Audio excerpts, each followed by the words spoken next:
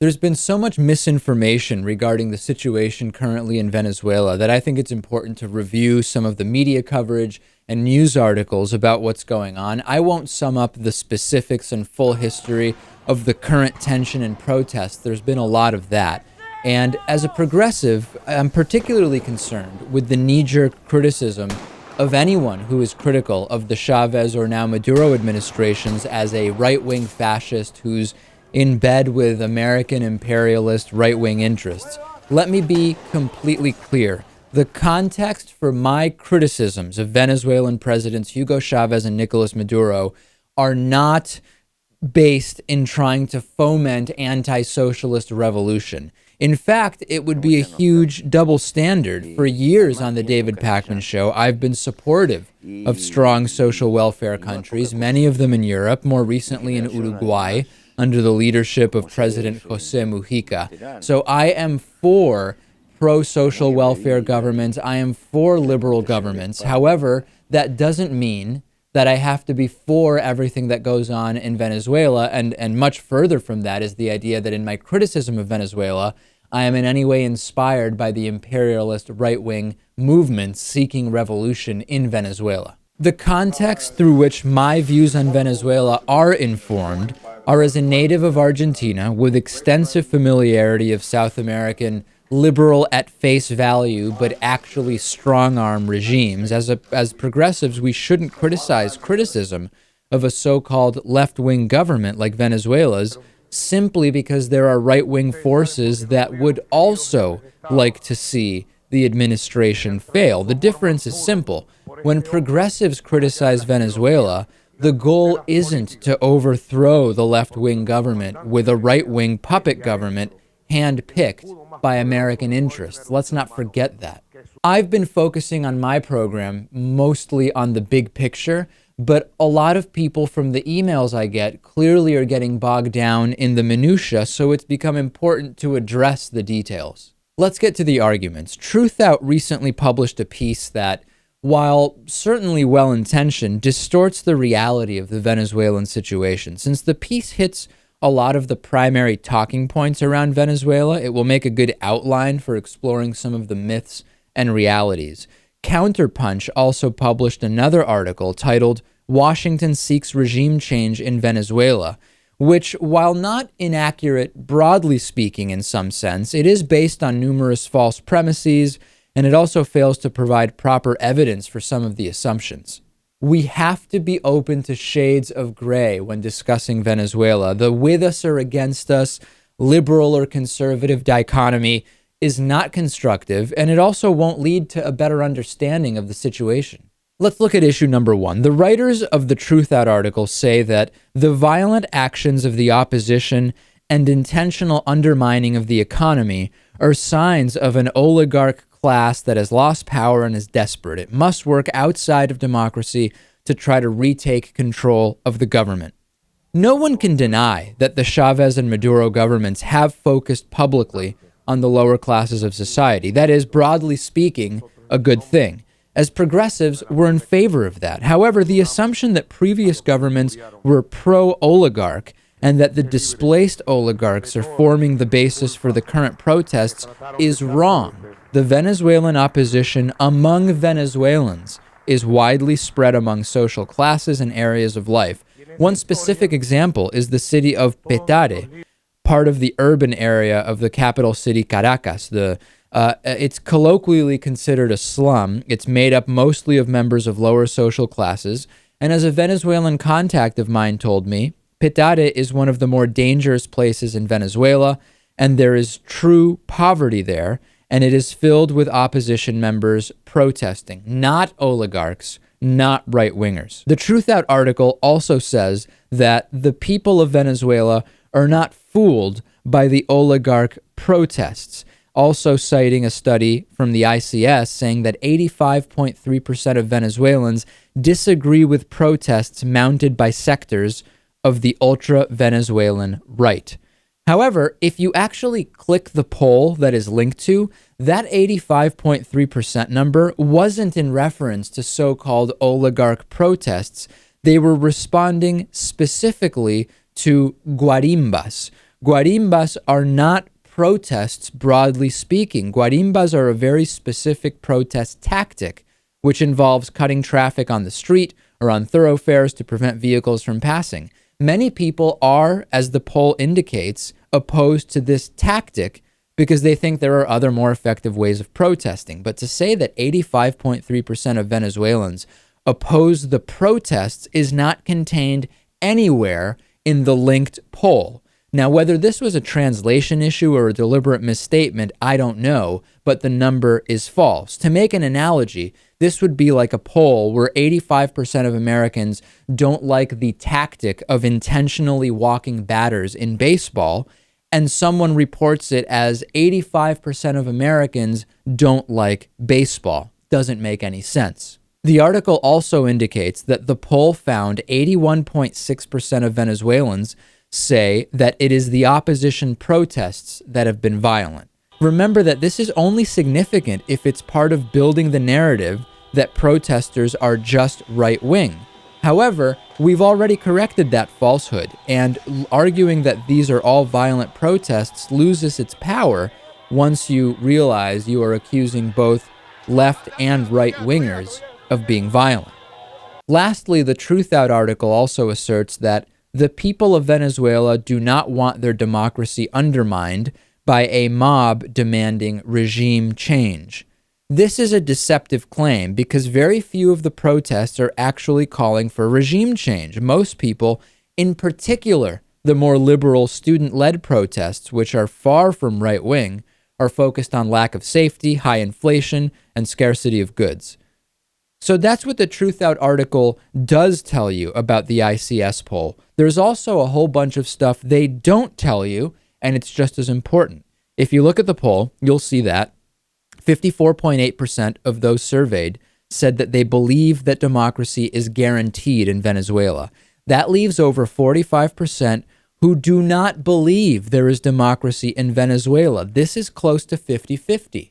Almost half of Venezuelans do not believe there is democracy there. That's huge, and it's missing from the Truth Out article and many others summarizing Venezuelan opinion.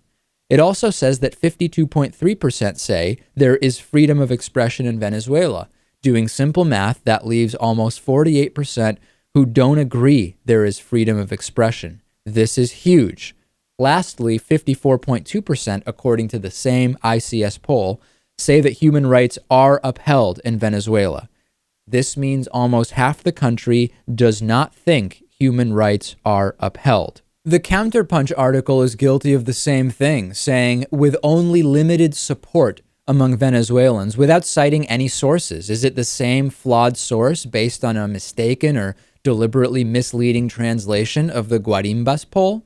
The Counterpunch article isn't wrong when it says that Washington has been waging a destabilization campaign against Venezuela for more than a decade, initially to overthrow former President Hugo Chavez and now to oust his successor Maduro, suggesting that there is limited and only right-wing opposition to the Maduro administration is wrong. What's even more wrong and offensive is the marginalization of both the problems in the country as well as of the protesters. Aside from the realities of right-wing interests in the U.S. wanting revolution, there are liberal protesters who want change. And to pretend that this is all a right-wing plot and baseless protests actually devalues the concerns of the real protesters. How can the narrative that there is only right-wing opposition to the Maduro government be supported by claims that people in Venezuela are mostly happy, other than oligarch right-wingers who are just displaced, when almost half the country doesn't even feel that there is real democracy, that there's freedom of expression, and that human rights are upheld? Third, I want to talk about free and open elections and Nicolas Maduro being elected fair and square. From the Truth Out article, regarding the supposed democratic deficit of the Venezuelan regime, the facts speak for themselves. Since 1998, there have been 4 national plebiscites, 4 presidential elections, and 11 parliamentary, regional, and municipal elections. Venezuela is the Latin American country with the highest number of elections, and it also has an automatic electoral system, much more modern than Chile's, described by Jimmy Carter, who has observed 92 elections in all continents as the best system in the world. There's no mention of the fact that the CNE, the Consejo Nacional Electoral, translated loosely as the National Electoral Council, has 5 rectors, 4 of whom are open Chavez supporters. In the U.S., when Republicans control elections in this same way, progressives know how everything can be just fine on the surface and not fine in reality. Why can't we as progressives see it in Venezuela? The article also doesn't mention that when it comes to the Venezuelan election, there were over 1,000 irregularities which the MUD party turned into the Supreme Court, which were subsequently ignored. Nicolas Maduro said there would be a recount because the opposition wanted one, and then denied it all. Widely reported irregularities included people with multiple IDs, people easily removing the ink meant to show they had voted and reportedly voting again, pro-Chavez propaganda allowed at voting booths within 100 meters in violation of the law, and some voting precincts where Nicolas Maduro supposedly received 100% of the vote. I've lived in very, very liberal parts of the United States, even the most liberal in some cases, and the most that the Democratic candidate ever received was around 85%. Am I saying it was a bogus election? No, I'm saying that with much less of the same types of evidence, progressives have called foul in the United States. But when it comes to Venezuela, questioning the election is a sign of being a right-winger. Fourth, let's talk about media coverage. Media coverage has been a huge issue. Some allege that media is government-controlled in Venezuela, while this Truth Out article says the opposite. Of the 4 television channels with national coverage, 3 of them, Venevisión, Globovisión, and Televen, are opposition, and likewise bring together 90% of the audience, according to information provided by the company AGB. What isn't being said here? First of all, it's false to say that there are 4 TV channels with national coverage. There are more, and many are government channels. For example, Vive and TVES. It is not true that there are 4. Secondly, 2 of the so-called opposition channels listed, Venevisión and Televen, are mostly entertainment channels. While it can be true that the owners are opposition members or supporters of the opposition, the programming is mostly soap operas, sitcoms, game shows, and drama series. Look at the schedule yourself. Let's now talk about that 3rd channel they mentioned, Globovisión. It's a 24-hour news network. It's true that it was 100% opposition at one point, but half of the shares were purchased by a pro-Chavez businessman, and now the channel is not a pure opposition channel. Much of the government criticism was taken off the air. Journalists were fired. Others resigned because they were being censored by pro-government views. Also not mentioned in the article is VTV, which is a state channel, practically 24 hours of pro-government content with no criticism. In one case, a journalist criticized the pension system of the government on Twitter and got fired. The article also doesn't mention the creation of SIBCI, which is a national communication platform which includes TV and radio channels for free national broadcast. Every channel included is pro-government, and channels like Globovisión were excluded. There's also no mention at all of CONALTEL, an organization created by Hugo Chavez to, quote, regulate media. CONALTEL has sanctioned Globovisión many times, but has never sanctioned VTV. Fifth, let's talk about the allegation that the Maduro government isn't reacting with violence to nonviolent protests, but rather only to violent protesters. The idea is to frame the Maduro government as exclusively benevolent, except when they're stopping violence coming from the opposition. The article says, Maduro ordered the arrest of a retired general who tweeted how to use wire to decapitate people. In fact, people have been killed and injured by these tactics, on motorcycles, and how to attack armored vehicles with Molotov cocktails. These motorcycle decapitations are actually called tupamaros, and it's a paramilitary group that is pro-government. You can easily find videos of them wreaking all kinds of havoc on YouTube. While it is true that Nicolas Maduro ordered that arrest, those are pro-government forces, not opposition. The article goes on to say, Enrique Capriles refused to accept the results and called his supporters to take to the streets in protests to get all their rage out. During the 2 days after the elections, 11 government supporters were killed by Capriles' followers. This isn't true. Enrique Capriles did call for a protest tactic called cacerolazo, which is banging on a big kitchen pot. It's true that the events that followed from the cacerolazo cooking pan protest were tragic acts of violence, and all involved should be held accountable. To say it is the doing of Enrique Capriles that the opposition is right-wing and that Maduro is great as a result of that is absurd. To sum up, I am in favor of social democratic states. I am for South American liberalism. However, chalking up criticism of the Chavez-Maduro government to right-wing imperialist talking points is bogus, and as progressives, we should want more nuanced debate. The left criticism of the ostensible left is something that we should desire. That doesn't mean we want the right to take over. It doesn't mean we support imperialist, American, hand-picked puppet regimes. We want a better, more forward-thinking left. Do not fall from the propaganda from both sides.